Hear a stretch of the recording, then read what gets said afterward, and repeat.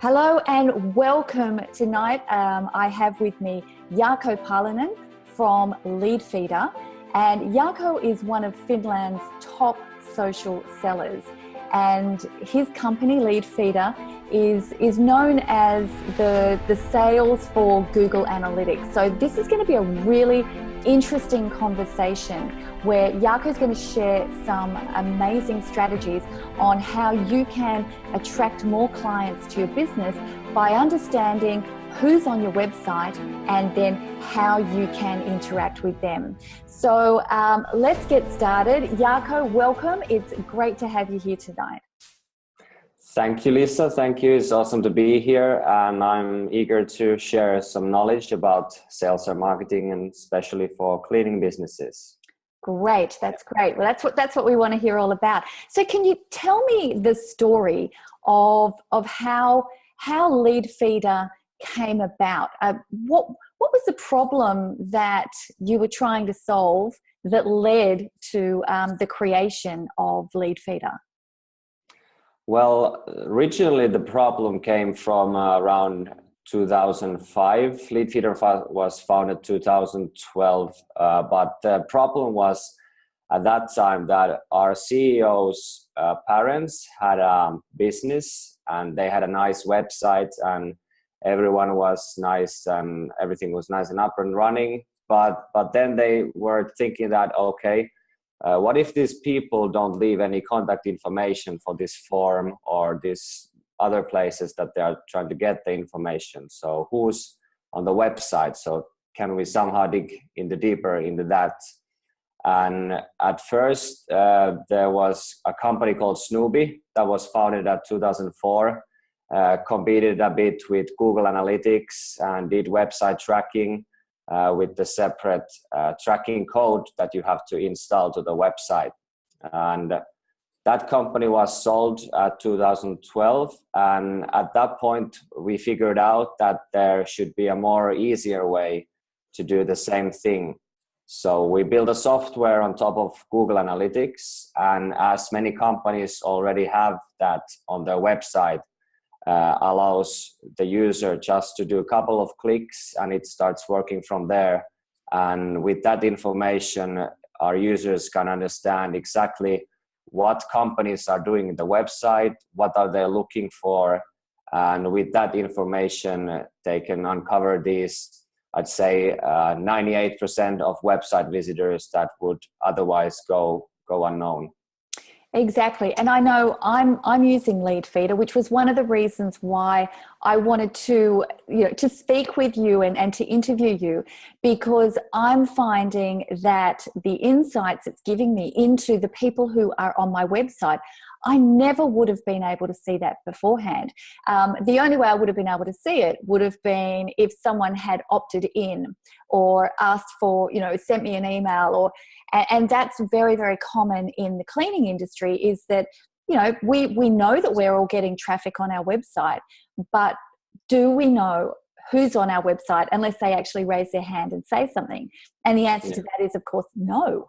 We don't know. So imagine, and for those of you listening to this interview right now, I want you to think about what sort of power it would give your cleaning business if you knew in advance who was looking at your website. It sounds like it sounds like something that would give you a massive advantage, and the fact is, it does.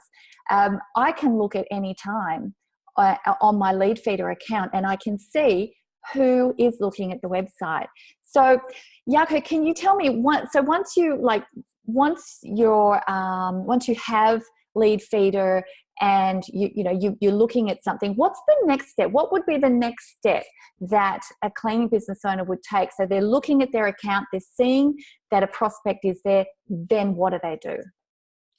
Yeah, so, the basic starting point is that you see the prospect, you see the location, and then the key thing is that you can exactly see what they have been looking for. So what pages in your website have they been checking? If they have been coming again and again to the website, that's definitely a signal that they are looking for something like this. So what I would say is that when you start the following up process, you don't be a creep when you start doing the following up, because it's not like that you should hide that you have seen them in your website, but don't use that as a starting point. Just use a normal sales pitch that you would use, and then in many cases, surprisingly, they have had an interest, and someone from their team has been looking, for example, the cleaning business's website, and from there you can start following up and do the normal sales pitch. So with this information, you can get to the short lists of buyers, basically. So before they make any contact with their what they have been choosing from different companies, so you can tag into that beforehand. So that's the benefit, definitely, from the software. Exactly. And one thing I'd add to that, especially when you said, don't be stalking them, don't be creepy. Yeah. Please don't be creepy online. Nobody likes that.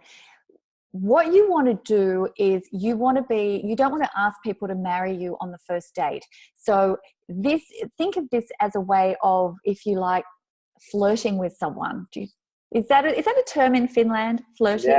Yeah. Okay. Yeah, so you're flirting with someone. So let's say, for example, you've seen a company come onto your website, and you know that they'd be a perfect fit for your cleaning business.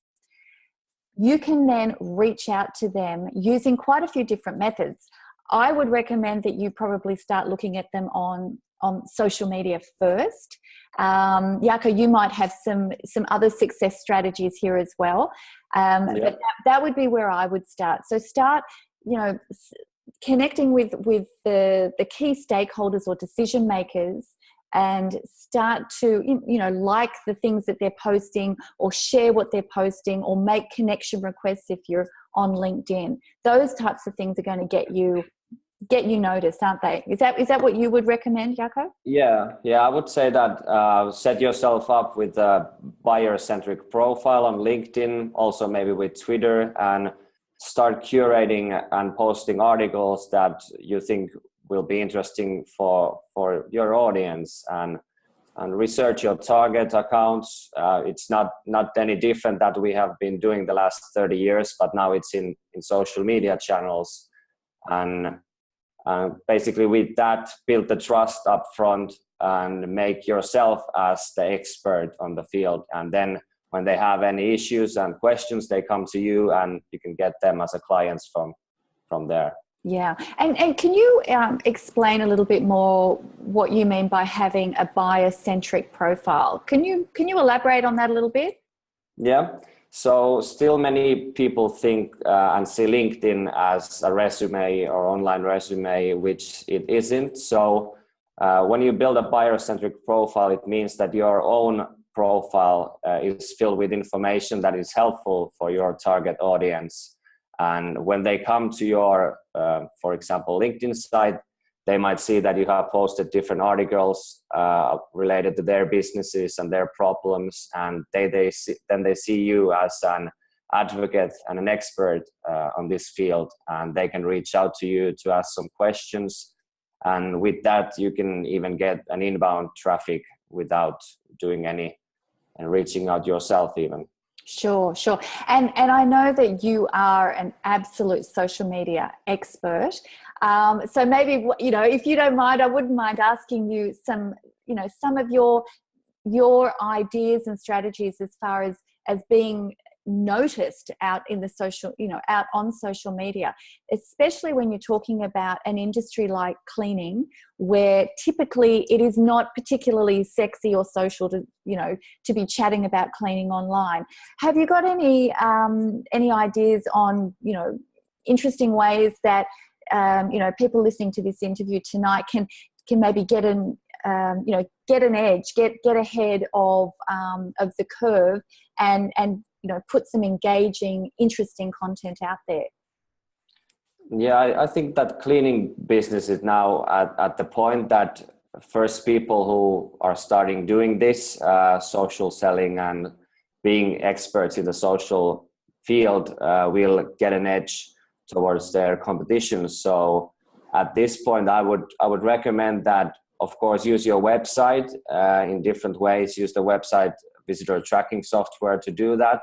And when you see visitors, make sure that your online profile is set as a Biocentric. So when you start reaching out to them in online, it will work. And with that, of course, there's the offline mode. So email and phone works as well. But what we recommend is that you build up the relationship with online channels, make sure that they know your name in advance in a positive way, and then do the reaching out via email or phone call. And you can imagine how much more easier it is at that point than just making a cold contacting. Yeah, exactly. Because all of a sudden you're kind of warm to them by that point, rather than being, a cold, a company they've never heard of before. They've encountered you, they've seen you pop up, whether it be on Facebook or Instagram or LinkedIn.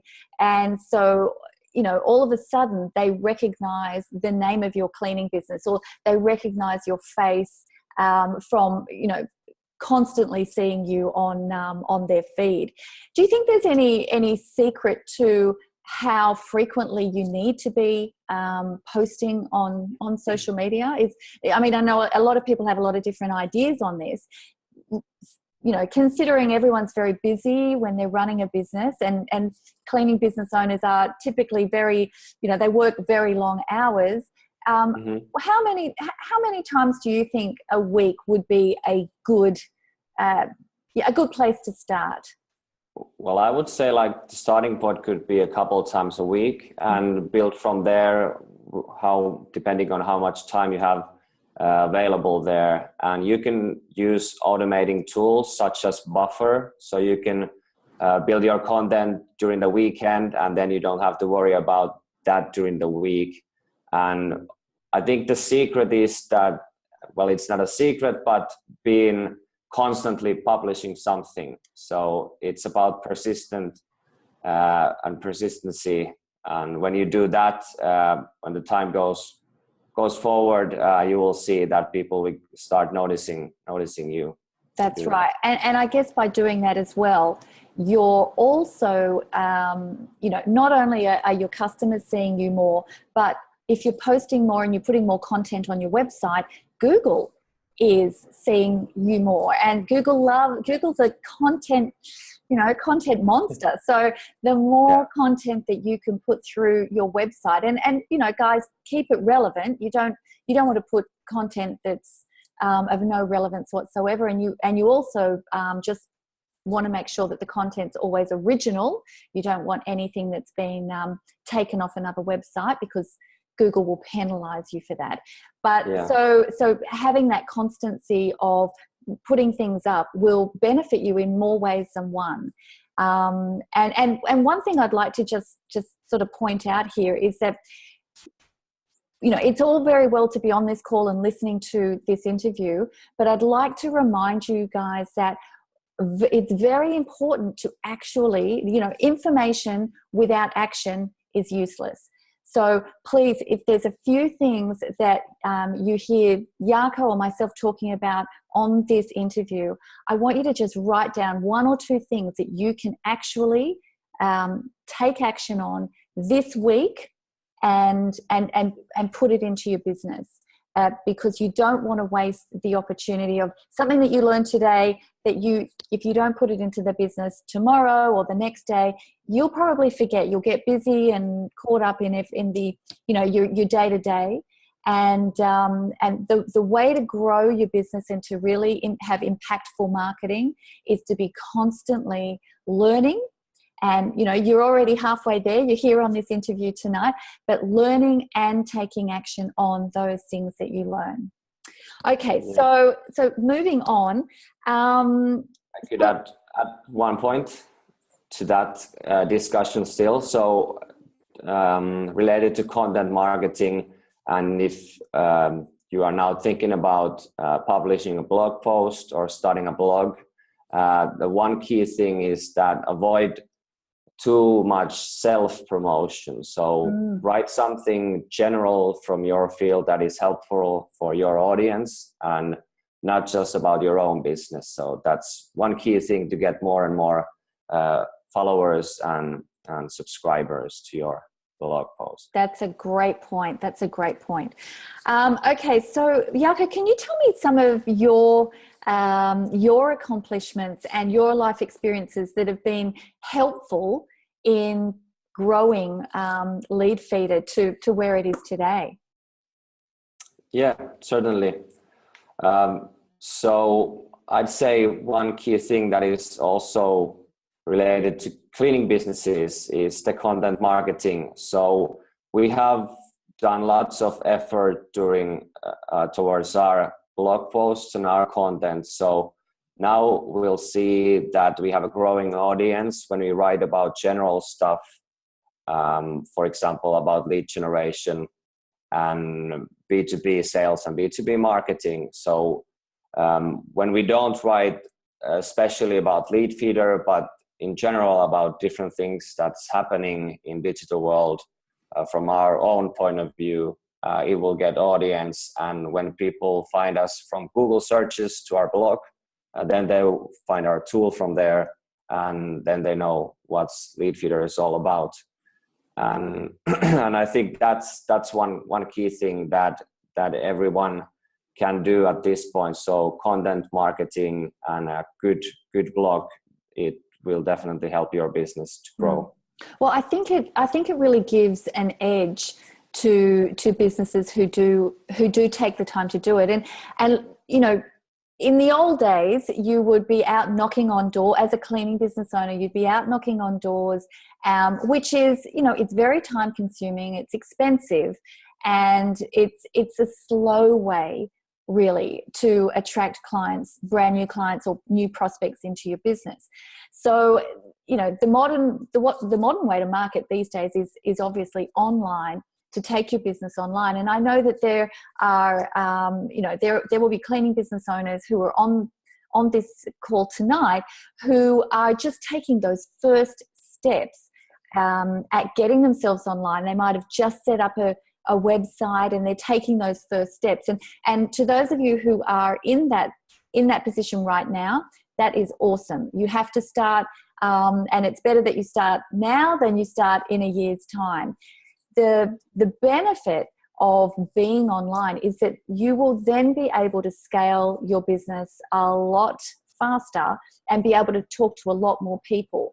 So having a website, having an online presence is going to become critical, especially because, and I just wrote a blog post about this today, a lot of your prospects and your future clients are going to be the millennials, the millennial generation. Now, they don't do things the old-fashioned way. They absolutely do things the modern new way. So they live online. Isn't that right, Jaakko? That's, you know, a millennial, the first thing they're going to do is want to look up your business and check you out. Would that be right? Yes, and I'm part of that group, so I definitely do that. So I start from the online world, and how we could describe the whole situation is that you can imagine if you would have like a shop in a normal shop, like in an offline world, and you set it up in the middle of the forest and there are no roads going to the forest. So that's how you can see yourself having a website but doing nothing else for that. So there's a shop, but nobody can find that without doing different things such as blog posts and good LinkedIn presence and things like that. So you have to definitely like build up those roads to your shop so people can find it. And afterwards you can use different tools to find out who's been visiting in the website. Yeah, that's such a good analogy. If you just have a website out there and you're hoping that people will find you, you are going to be waiting a long time. So these, I mean, what we're talking about tonight are, you know, it's one simple thing that we're talking about. We've touched on social media and we've touched on a few other things, but imagine if you know who is literally on your website at any given time, the power that gives you. And one of the benefits I've also found, Jaakko, and I'd be interested to hear if you've heard this from your other clients, is that it is giving me some really great insight into the keywords that people are putting into Google to find me. Like it's giving me some different keywords that I hadn't thought of before. And you know, in the cleaning space, the keywords tend to be, you know, they tend to be the same for everyone. So to have a few a few longer phrased keywords, and even some of the shorter phrased keywords, you know, 1 and 2 words that I didn't expect, are showing up quite frequently. So, which means I need to tweak my AdWords as well. Yeah, exactly. Yeah. The tool, like, it uncovers very interesting things at some point. So our users, well, the keywords are definitely one thing, and then the whole understanding of how the visitor moves in their website. So that gives them some insight how to better maybe their website or the whole design of it. And can you tell me about, because I know that there are some CRM systems, some customer relationship management systems that work seamlessly with LeadFeeder. Can you talk a little bit about which systems work with your system? Yeah. So at this point, what I would recommend for smaller businesses is Pipedrive CRM. So we have a neat integration with that. So when you have website visitors, you have them in LeadFeeder, you can then push them to Pipedrive CRM. So that's one good tool to have with ours. And then next up, we are launching Zoho, Salesforce, and Microsoft Dynamics. So those 3 big ones are coming next. So those will be also very beneficial for our users. Great. So, and tell me, are there any plans to put you know, I'm an Infusionsoft girl. I'm a diehard, love Infusionsoft. Any plans to integrate LeadFeeder with Infusionsoft in the future? Yes, definitely. So I reckon that will be after those in our lists. And depending on our tech team, I believe that it can be there pretty fast, up and running. Great. Great. And for those of you who are watching this interview thinking, oh no, I'm on Infusionsoft and it doesn't integrate, don't worry about that.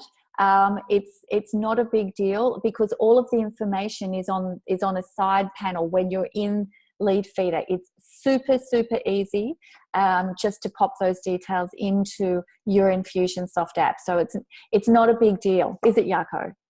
No, exactly. So how we have tested the user interface and the whole process is that we gave the tool for our CEO's parents, which are now mid-60s. Right. So they could use the tool super easily. So that's how we know that it's intuitive to use. And no, it is very intuitive. And one of the other things I love is that if someone comes up that I am, you know, I'm following on LinkedIn, or you know, it might even be one of my connections on LinkedIn, or even not a connection on LinkedIn, I can see them there. I can see who's there, and I can have a look and go, okay, well, there's the office manager for that business. So I'm going to send them a request and a connection request. It makes that first interaction really super smooth. In my opinion, especially on LinkedIn, the two just dovetail together very, very well.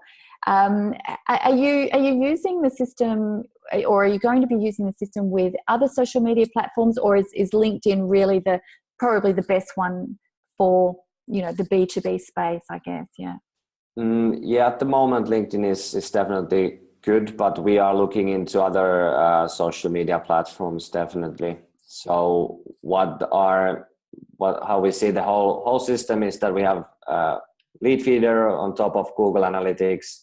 Then you have your CRM there. if you are a MailChimp user, integrate to that and you can have more data, and then the LinkedIn gives you more ideas how to follow up from the visitor. Oh, wow. Okay, awesome. Well, Jaakko, thank you so much for sharing your time with us today. It's been great to speak with you and great to learn from you. Now, if anyone in the cleaning marketer community would like to find out more about LeadFeeder, how can they do that? And do you have any special offers for the community?